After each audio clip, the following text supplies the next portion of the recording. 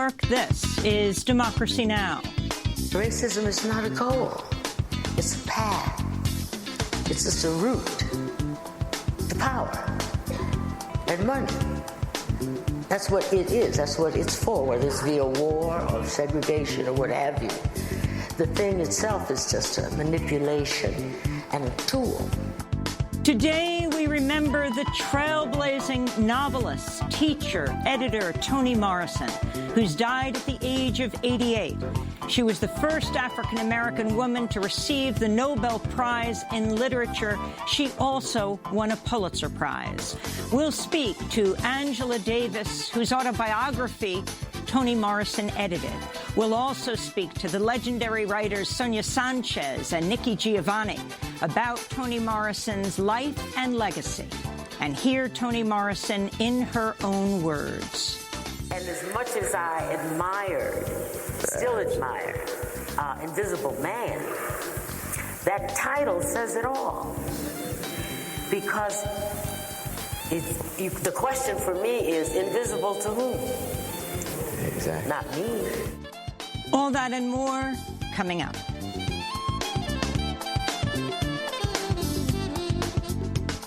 Welcome to Democracy Now!, democracynow.org, the War and Peace Report. I'm Amy Goodman. President Trump is visiting Dayton, Ohio, and El Paso, Texas today, following the mass shootings over the weekend, which killed at least 32 people, including the Dayton gunman. Resistance to Trump's visit has been mounting among Democrats and many residents of the two cities. This is Dayton's Democratic Mayor, Nan Whaley. He's made this bet and he's got to lie in it. He hasn't, his rhetoric has been painful for many in our community. And I think that people should stand up and say they're not happy if they're not happy that he's coming. Sunday's mass shooting in Dayton killed 9 people, including the gunman's sister. The police shot the gunman at the scene. The FBI has opened an investigation and said the gunman was, quote, exploring violent ideologies.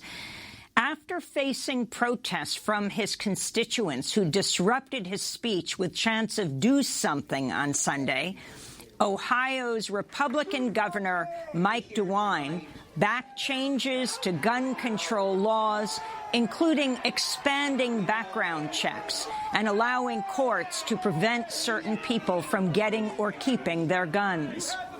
Ohio Republican Congressmember Mike Turner, whose congressional district includes Dayton, also said Tuesday he backs an assault weapons ban and imposing magazine limits. In El Paso, Texas, Democrats and many community members are also protesting Trump's visit today. Before the shooting rampage, which has killed at least 22 people, the alleged El Paso gunman Patrick Crusius posted a manifesto saying he was, quote, defending my country from cultural and ethnic replacement brought on by an invasion, unquote, echoing the language Trump uses to describe immigrants coming over the border. Democratic Congressmember Veronica Escobar turned down an invitation to join Trump in his motorcade when he visits, unless he called her, which he didn't, saying, quote, I refuse to join without a dialogue about the pain his racist and hateful words and actions have caused our community and country, she said. Meanwhile, the El Paso gunman's family released a statement Tuesday denouncing the mass murder. They wrote, quote, Patrick's actions were apparently influenced and informed by people we do not know, and from ideas and beliefs we do not accept or condone. The destruction Patrick did is not limited to the victims and their families. It touches the entire El Paso and Ciudad Juarez communities, the state of Texas, and this country, the Crusius family wrote. The gunman is charged with capital murder, and the case is being investigated as an act of domestic terror. Meanwhile, the FBI is also launching a domestic terror investigation into last month's mass shooting at the Gilroy Garlic Festival in California, which killed 3 people, including 2 young children.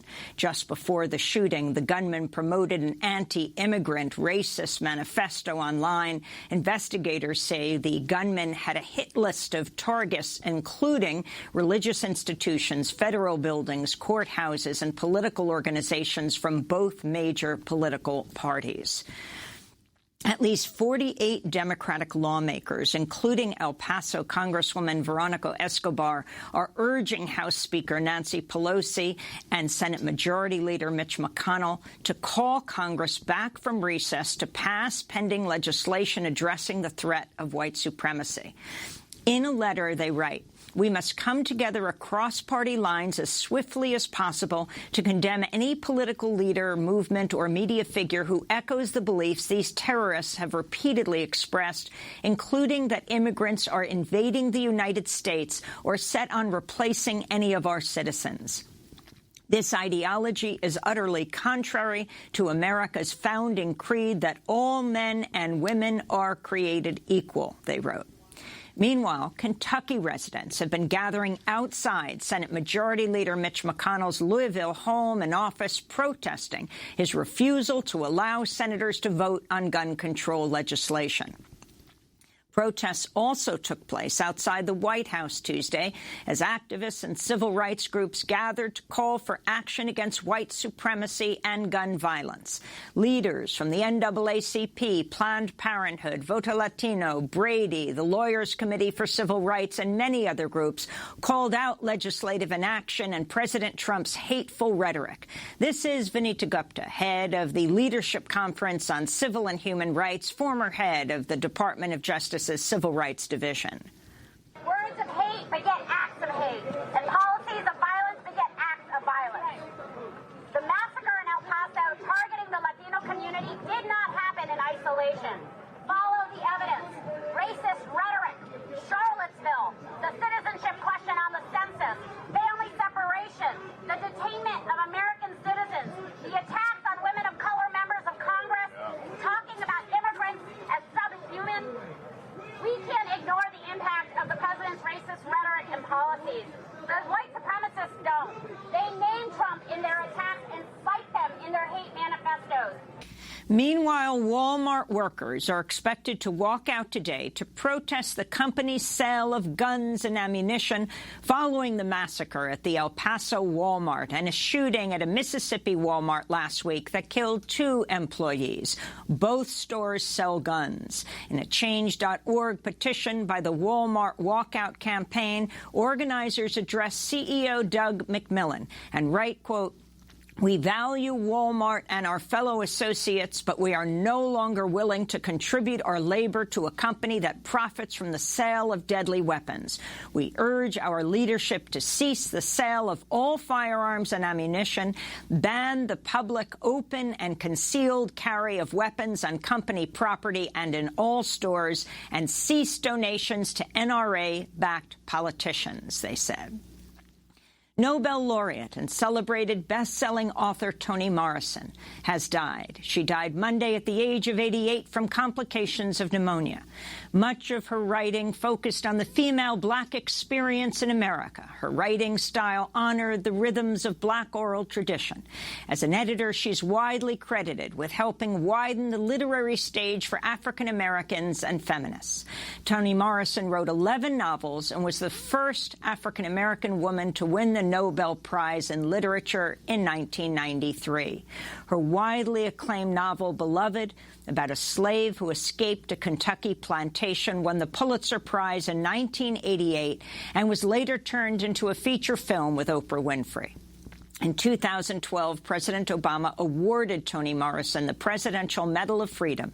This is an excerpt from a conversation between Toni Morrison and Cornel West at the New York Society for Ethical Culture in 2004.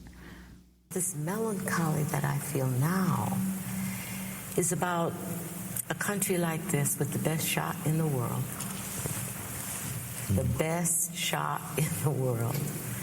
At this moment, at this time, with a certain kind of plenitude and intelligence and ambition and generosity and some history from which to learn, could indeed throw it away, in a sense, and become the worst parts of its own self.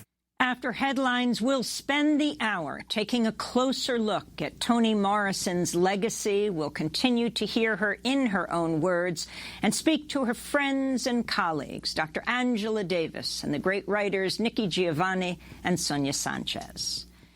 Human rights groups are demanding the Nigerian government release Nigerian journalist Omoyele Sowore after he was arrested Sunday.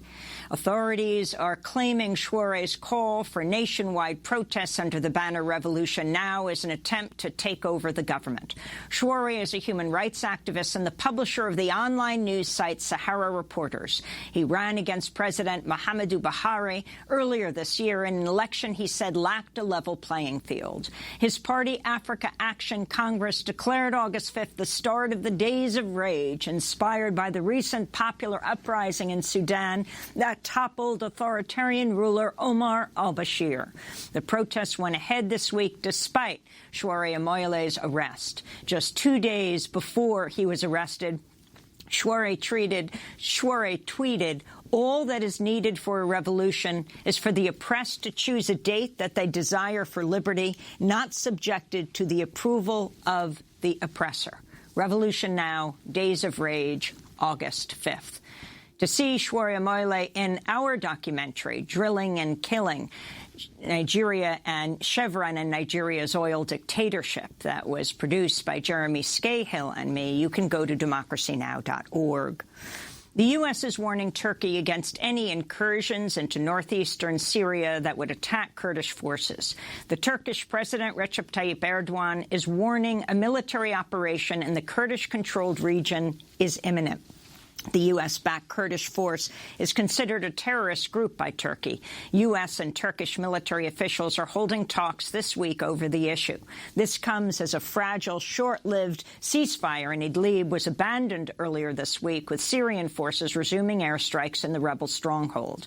The Britain-based Syrian Observatory for Human Rights said Russian forces also struck the region with air raids. The UN says the bombardment campaign in Idlib has killed at least 400 people and displaced over 440,000 in recent months.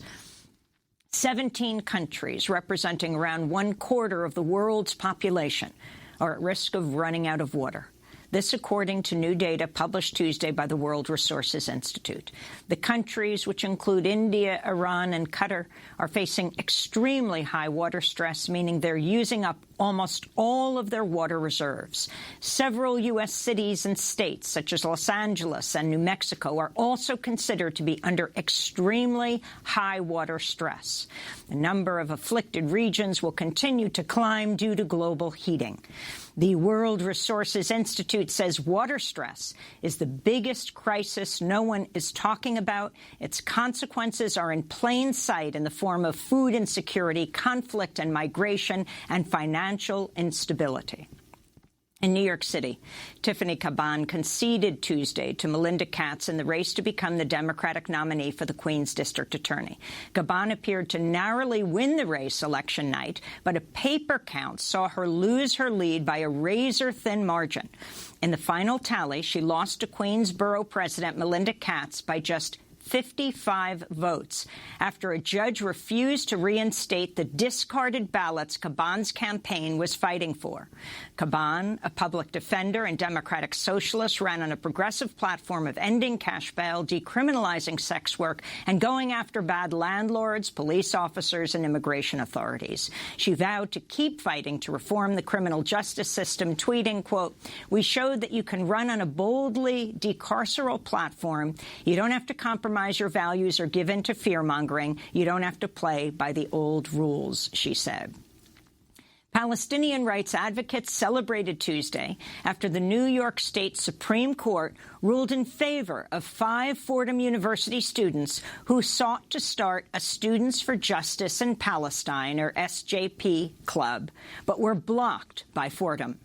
The judge in the case found Fordham's dean of student life's rejection of the club was, quote, arbitrary and capricious, and highlighted that Students for Justice in Palestine promotes, quote, only legal, nonviolent tactics aimed at changing Israel's policies.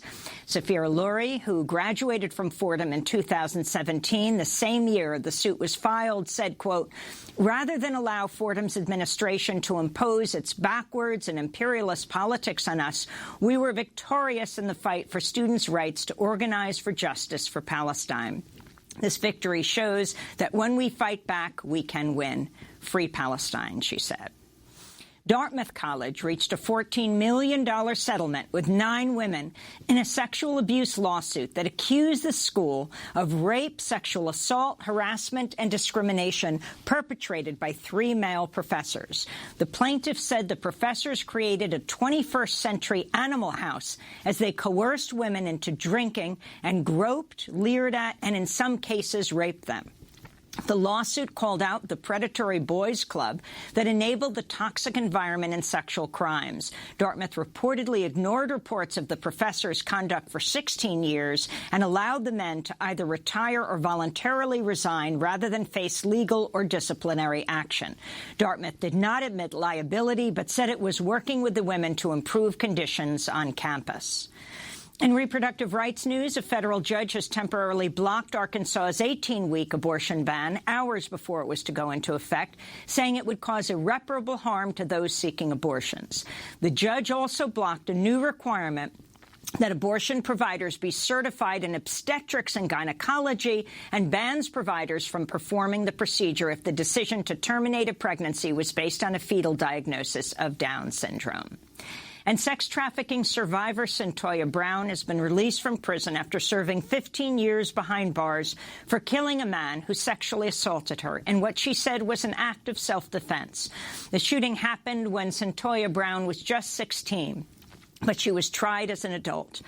Cyntoia was convicted to life in prison for first-degree murder, despite being trafficked and repeatedly sexually abused and drugged.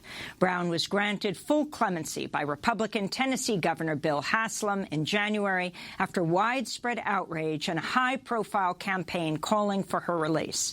Cyntoia Brown said she's looking forward to helping other women and girls suffering abuse and exploitation. And those are some of the headlines. This is Democracy Now!, democracynow.org, The War and Peace Report. I'm Amy Goodman.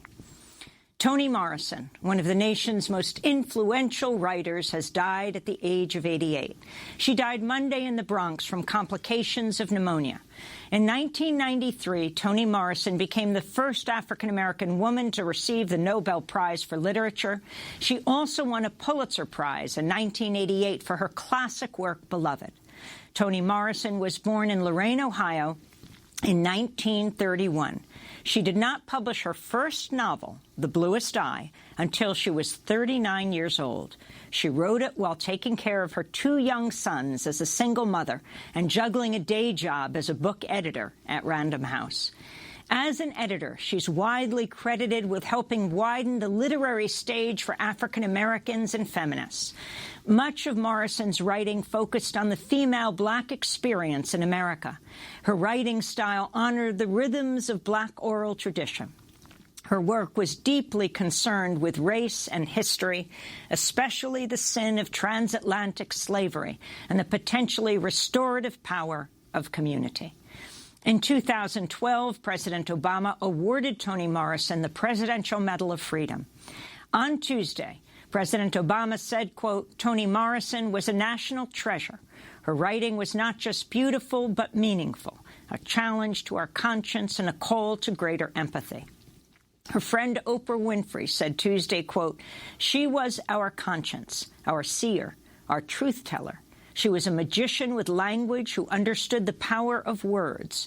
She used them to roil us, to wake us, to educate us, and help us grapple with our deepest wounds and try to comprehend them. In a moment, we'll be joined by 3 remarkable writers who knew Toni Morrison well: Angela Davis, Sonia Sanchez, and Nikki Giovanni. But first, we turn to the trailer to the new documentary, Toni Morrison, The Pieces I Am. My My grandfather bragged all the time that he had read the Bible, and it was illegal in his life to read. Ultimately, I knew that words have power. I wanted as many people who could hear my voice to understand the importance of her work. Get people to trust that, oh, this is something safe, and then, bam, hit them with Toni Morrison. One of the early reviews says she's got a great talent. One day she won't limit it to only writing about black people. Like, really, it's limiting for her to write about black people? People began to buy Toni Morrison, and then we began to teach her, and as a consequence, they had to pay attention. I know you'd sick unto death of being labeled a black writer. I prefer it. Oh, I thought you probably were tired of it. Well, I'm tired of people asking the question. Oh yes, of course. I don't know where this woman's energy came from to raise two kids, to bring other people of color to the party, and also write these novels. Toni was an editor at Random House. Navigating a white male world was not threatening. It wasn't even interesting. I was more interesting than they were. And I wasn't afraid to show it. Suddenly, the canon wasn't the private property of white male writers. I've thrown this book across the room and then walked down the steps laughing. Like, you read Toni and you cry, but you gotta laugh. Texas Bureau of Corrections banned Paradise because it might incite a riot. And I thought, how powerful is that? When Toni Morrison published Beloved, it was an extraordinary turning point. We can never think about slavery in the same way. A friend of mine called me up early in the morning and said, Toni, you won the Nobel Prize. And I remember holding the phone thinking, she must be drunk. Toni Morrison's work shows us through pain all the myriad ways we can come to love. That is what she does, with some words on a page. The trailer for Toni Morrison, The Pieces I Am. When we come back, we'll speak to Angela Davis, whose autobiography was edited by Toni Morrison. We'll also speak to the legendary writers Sonia Sanchez and Nikki Giovanni, all dear friends of Toni Morrison. We'll also hear more of Toni Morrison in her own words. Stay with us.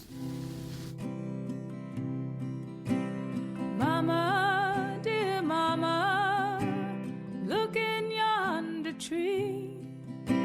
See that pretty little sparrow looking back at me. She can soar above the clouds, way up in the sky. She can fly away from here. Why, oh, why can't I? Daughter, dear daughter, I'll tell you something true. Remember Granny Liza? Well, every night she flew. They tried to keep her down, but there was nothing they could do.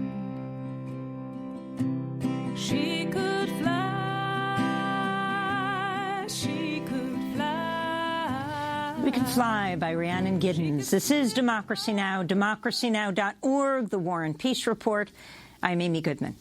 As we continue to look at the remarkable life of Toni Morrison, we're joined by three guests, her dear friends and colleagues. Angela Davis, the renowned activist and author, distinguished professor emerita at the University of California, Santa Cruz, a close friend of Toni Morrison for over 40 years. Toni Morrison edited her 1974 book, Angela Davis, an Autobiography. She's joining us on the phone from California. In Philadelphia, Pennsylvania, we're joined by Sonia Sanchez, award-winning poet, one of the foremost leaders of the Black Studies and the Black Arts movement, author of 20 books, including Morning Haiku and Shake Loose My Skin. She was also a dear friend of Toni Morrison. And we're joined by Nikki Giovanni, poet, activist, educator, currently the University Distinguished Professor at Virginia Tech. Professor Giovanni is the author of over 24 books, her most recent, A Good Cry, What We Learn from Tears and Laughter. We're going first to Angela Davis. Can you talk about the legacy of Toni Morrison and then how you first came to know her? Professor Davis. Well, Good morning, Amy. I'm still, of course, recovering from the news that Toni is no longer with us. But I think it's important for us to recognize how her words have radically altered the lives that we live. She has helped to transform our collective sensibilities and also our awareness of the place of art and literature in the world. You know, sometimes I think back to the way in which I imagined slavery before reading Beloved, and I realized how abstract that imagination was. She taught us, I think probably for the very first time, to imagine enslaved women and men with full lives, with complex subjectivities, with interiority. And I think that her work has literally revolutionized the way people all over the world think not only about Black people in the U.S., but how they imagine their own lives and their past and their future.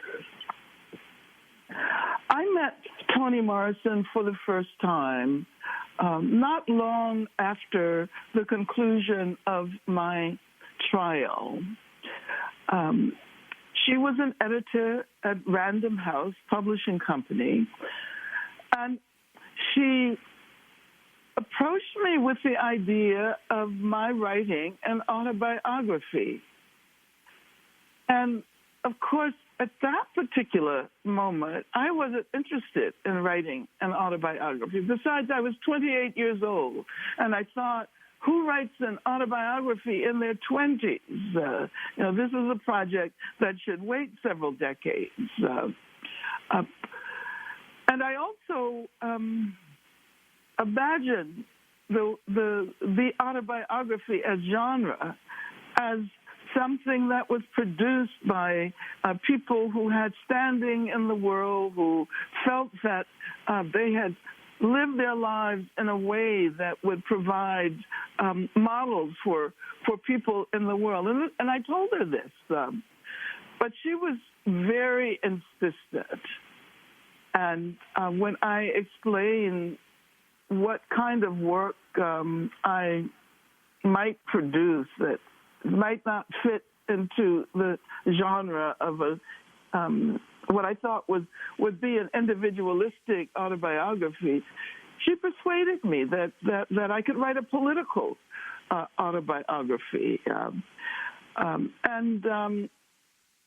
Toni, of course, had a way of creating the arguments that could persuade you to do anything. So eventually I agreed, and that was the beginning of a lifelong friendship. I'm so happy that I wrote that autobiography, if only for the reason that it introduced me to Toni Morrison. I want to go, Angela, to a clip from a 2010 conversation between Toni Morrison and you, Angela Davis, at the New York Public Library.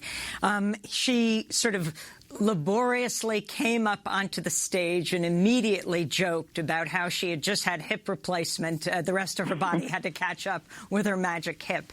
But you were both speaking at the event called Frederick Douglass, Literacy, Libraries, and Liberation. Here, Toni Morrison talks about the legal creation of whiteness.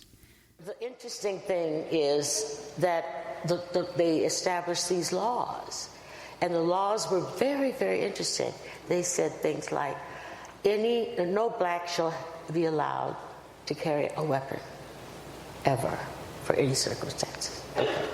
Second, any white can maim or kill any Black for any reason without being charged. Now you see what that did to the indentured servants who were white? now they're better, freer, more powerful. They're in the same situation. They're still enslaved, but they're not, but they can carry weapons and they can beat up black slaves without punishment. So they have this little margin of status, nothing else, but that little margin. And that little margin has worked its way through this country since then. That was in the 17th century. And, you know, the Southern strategy, you know, all these things in which you flag race and racism as a cause or even a goal. You know, racism is not a goal. It's a path. It's just a route to power and money. That's what it is. That's what it's for, whether it's via war or segregation or what have you. The thing itself is just a manipulation and a tool. And its purpose is what I just described that went on after the Bacon Rebellion. I wanted to turn to Nikki Giovanni right now, poet, activist, professor, currently the University Distinguished Professor at Virginia Tech. Professor Giovanni is the author of over 24 books, her latest, Good Cry, What We Learned from Tears and Laughter. Professor Giovanni, I went to see you at Virginia Tech years ago. It was after the Virginia Tech massacre. We sat in your office, and you kept getting interrupted by phone calls because you were extremely excited about preparing this event at Virginia Tech, where you and Maya Angelou would be celebrating the life of Toni Morrison. She was coming. It was after the death of her son, and you just wanted to cheer her up and share her magnificence with the world. Can you talk about how you first met Toni Morrison and what she has meant for you? Well, I first met Toni because I stalked her. I read The Bluest Eye, and I was living in New York, and simply walked. I lived on 92nd and Central Park West, and I walked down to Random House because I never did understand how to take a subway. And I walked down to Random House and said, you know, I'd like to see Toni Morrison. And the security guard said, you know, is she expecting you? And I said, well, no. And he said, well, who are you? And I wrote my name and sent it up, and she sent the message back, asked her to wait. And she came back down after a few, I guess she cleaned her desk or whatever, and we went across the street and had a cup of coffee. And it was just, you know, when you're talking to any genius, you're shy. I don't know if I'm shy, but certainly trying to find the right words. But we had the cup of coffee, and a relationship grew out of that.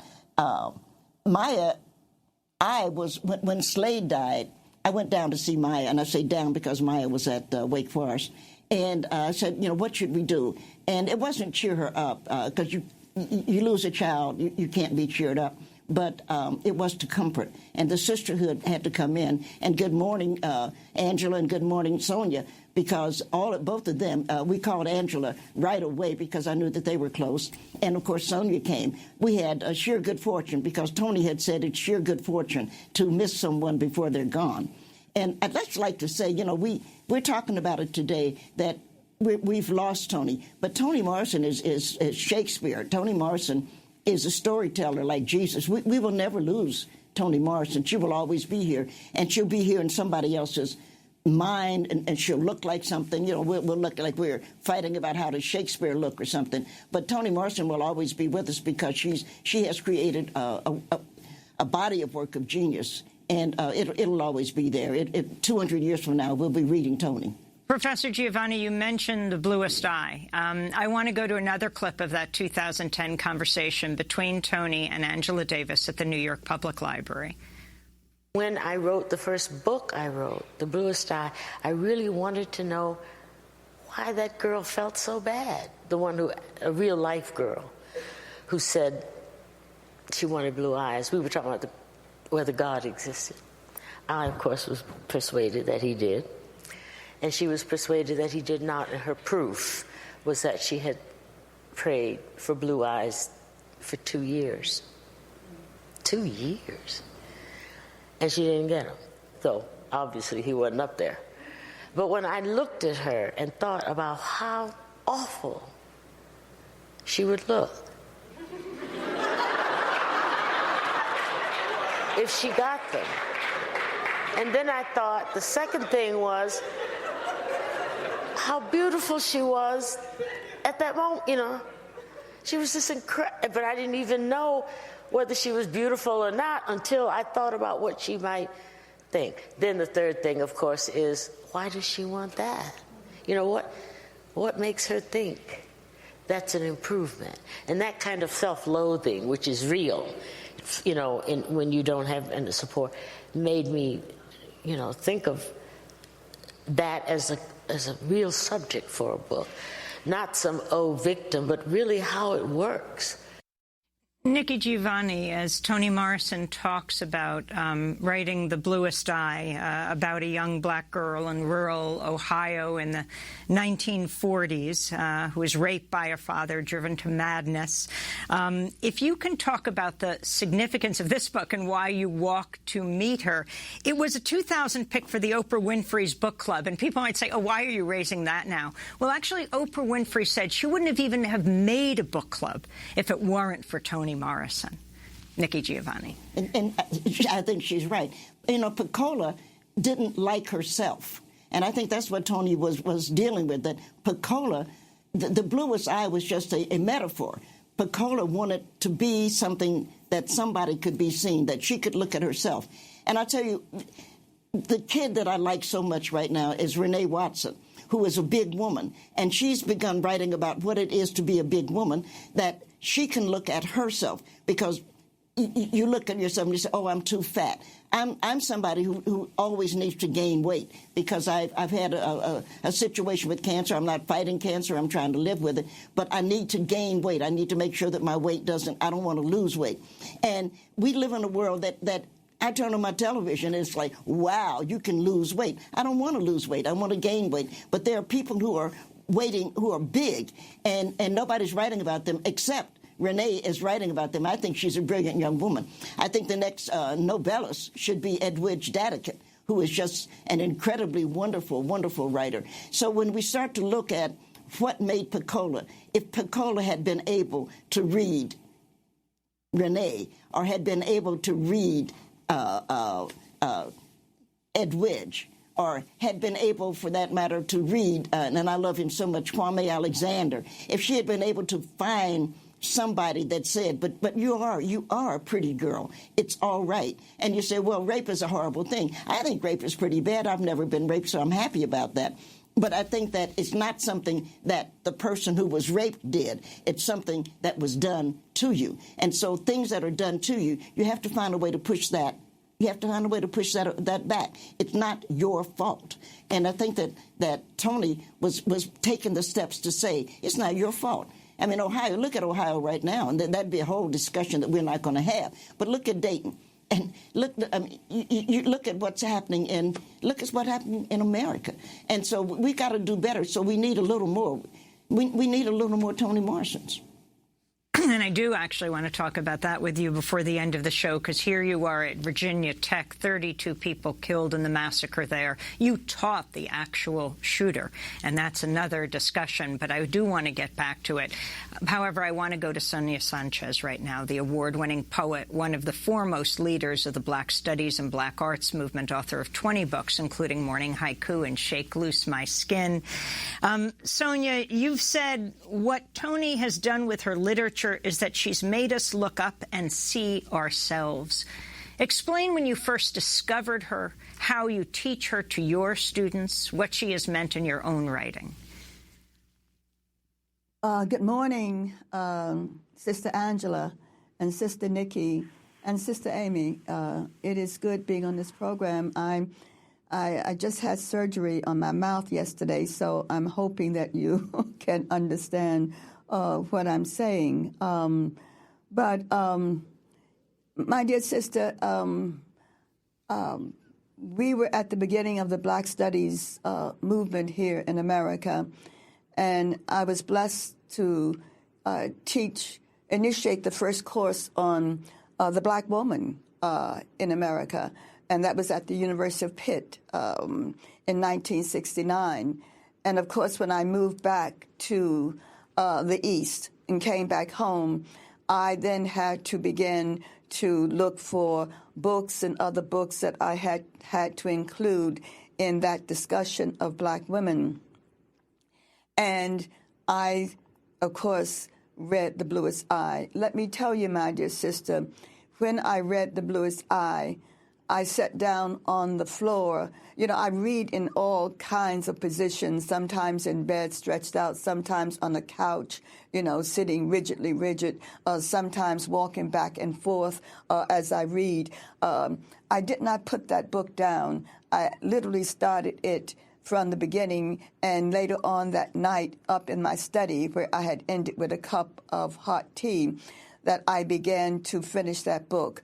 And, you know, and what I knew that this woman, this Sister Toni Morrison, did something with language, with words, how she, in a sense, in that book and all the other books, untangle this language that had captured us in this place called America, how she began to stand those words up, and how she let those words minuet our blood, you know. And so she opened up this thing called sorcery, the sorcery of our language, and she was spitting teeth on our words, but she was recapturing our most sacred vowels, those vowels in our language, in a place called America. And, you know, I taught that book. That was one of the books that I constantly taught, that I always said to Sister Toni, when people began to talk about her greatest book, you know, I said, well, you know, I always gravitate back towards The Bluest Eye, because of what it says and what it does for us as black women. I, at some point, began to look and understand that, you know, in many African cultures, when you have twins, it is said that the first twin that comes out, you know, to search and make sure it's okay for the second twin. So you come out and you look around. I maintain when I teach that the bluest eye was that first twin coming out, looking around, searching, say, is it okay to say this? Is it okay what I'm going to say? Is there fertile land for this? Are there fertile eyes for this? Is there fertile memory for what I'm going to say? You know, and then all the other children came out from Sula on down, you know, to Beloved. But that first one, the bluest eye, was the one that came out to say, hey, is it safe to do this? Let me tell you what's happening out here as you prepare to bring us these other books, right? So one of the things, every time I read her, I would always put on my eyes. You know, I used to tell her this because I was always in the eyelash of her memory, where there was always a miracle called Sister Toni Morrison. Yeah. We're going to break, and we're going to come back to this discussion. We're talking to Sonia Sanchez.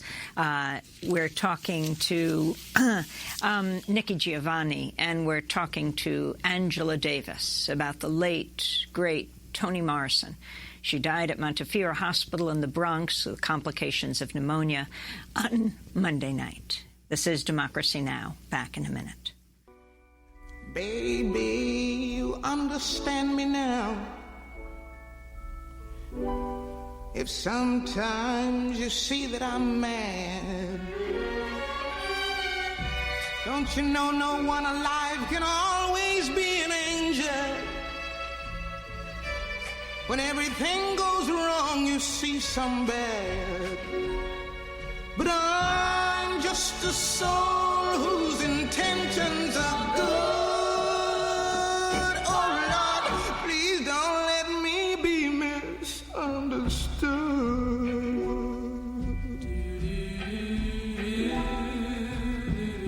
know, sometimes, baby, I'm so carefree with a joy that's hard to hide.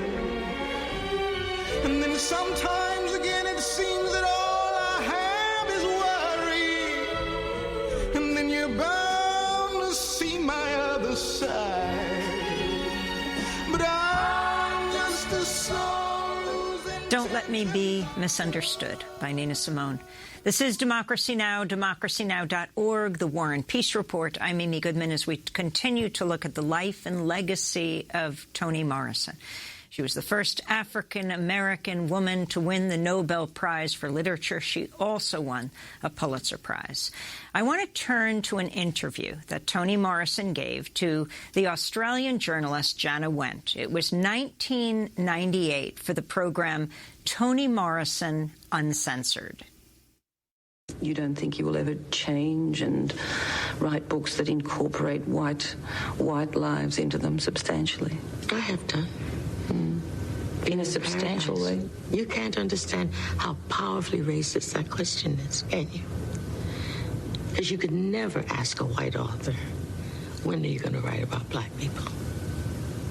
Whether he did or not, or she did or not. Even the inquiry comes from a position of being in the center. And being used to being in the center. And being used to being in the center. And saying, you know, is it ever possible that you will enter the mainstream? It's inconceivable that where I already am is the mainstream. Oh, no, that wasn't the implication of my question. I think you are very, very much in the mainstream. It's a question of the subject of your narrative, whether you want to alter the parameters of it, whether you see any benefit in doing that, or will you clearly see disadvantages in doing it from your own point of view? Artistic disadvantages. There are no pluses for me. Being an African-American writer is sort of like being a Russian writer who writes about Russia, in Russian, for Russians.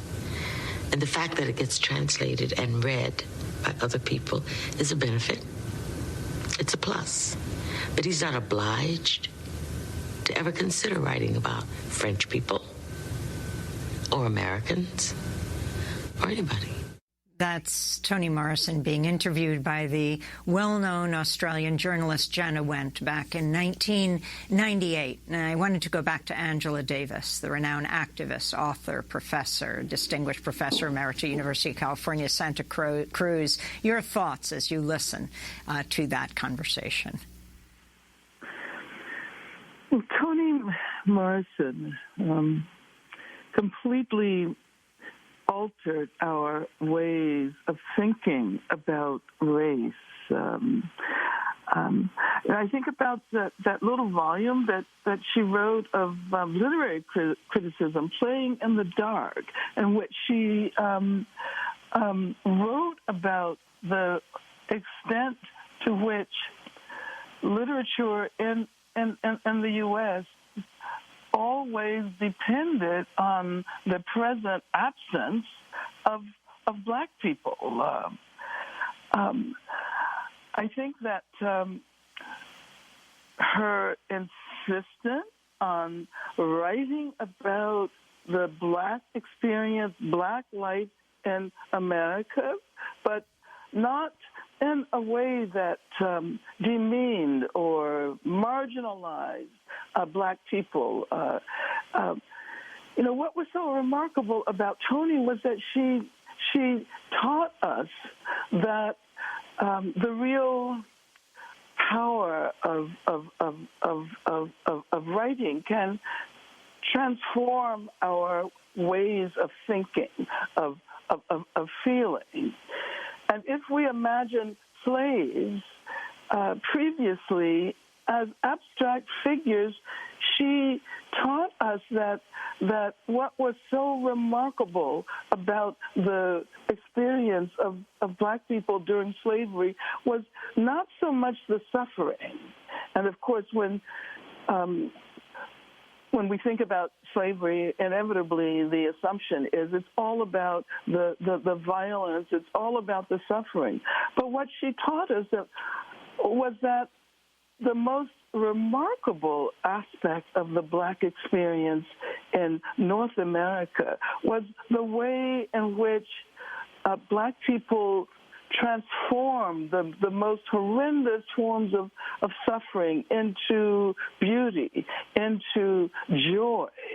And I think we'll never again be able to make the assumption that writing about Black people, somehow will always be marginal, as the Australian journalists seem to assume. I want to turn to Toni Morrison again. This is at Portland State University in 1975. It's important, therefore, to know who the real enemy is and to know the function, the very serious function of racism, which is distraction. It keeps you from doing your work. It keeps you explaining over and over again your reason for being. Somebody says you have no language, and so you spend 20 years proving that you do. Somebody says your head isn't shaped properly, so you have scientists working on the fact that it is. Somebody says that you have no art, so you dredge that up. Somebody says you have no kingdoms, and so you dredge that up. None of that is necessary. There will always be one more thing. The distraction is no different from bombing Cambodia to keep the North Vietnamese from making their great push. And since not history, not anthropology, not social sciences seem capable in a strong and consistent way to grapple with that problem, it may very well be left to the artists to do it. Toni Morrison speaking in 1975. Special thanks to the Portland State Library. Professor Nikki Giovanni, I'd like you to respond to what she said here and to her response to the Australian reporter who asked when she would incorporate white lives into her books in a substantial way. Morrison hitting back, saying you can't understand how powerfully racist that question is.